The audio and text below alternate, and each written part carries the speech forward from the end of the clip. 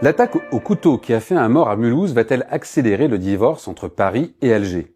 Une chose est sûre, le ministre français de l'Intérieur, Bruno Retailleau, n'a pas perdu de temps pour monter au créneau en accusant aussitôt les autorités algériennes dans cette affaire. Donc moi je suis pour ce rapport de force, parce que je vois bien qu'on a des individus dangereux qui devraient être en Algérie et qui sont sur le sol français. Il faut dire que le meurtrier faisait l'objet d'une obligation de quitter le territoire, et s'il n'a pas pu repartir de l'autre côté de la Méditerranée, ce serait la faute d'Alger. Selon Retailleau, le pouvoir algérien a refusé son retour à 10 reprises, mais Alger nie. Depuis du centre-gauche à l'extrême droite, c'est le concours Lépine aux mesures anti-Algérie.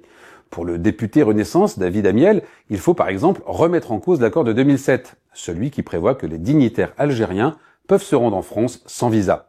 Quand on sait qu'une grande partie de l'élite politico-militaire algérienne vient régulièrement se faire soigner en France, ou y passer quelques vacances, l'idée se tient. Autre solution évoquée par Retailleau lui-même, la saisie de biens immobiliers et le blocage des comptes bancaires et des avoirs financiers de ces messieurs. Côté RN, on propose simple et radical, plus aucun visa et la dénonciation des accords de 68 qui facilitent l'accès au visa français pour les Algériens, une idée portée aussi par certains sénateurs LR. Même le Premier ministre François Bayrou essaye dans son style très personnel d'apporter sa proposition sur le sujet. Il a annoncé la formation d'un conseil interministériel de contrôle de l'immigration. Mais moi, comme chef du gouvernement, je dis une chose, c'est inacceptable.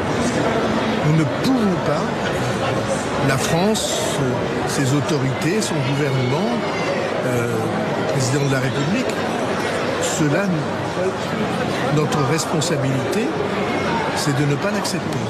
Oui, mais voilà, jusqu'à présent, le Conseil constitutionnel retoque systématiquement ce genre de velléité, utilisant des arguments en droit prenant le contre-pied de certaines tactiques électoralistes.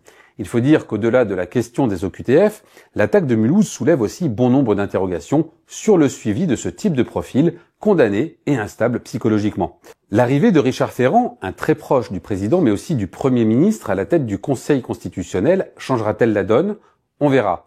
En attendant, de l'autre côté de la Méditerranée, dans ce pays où l'on emprisonne les écrivains, la réponse se résume à des cris d'orfraie anti-français.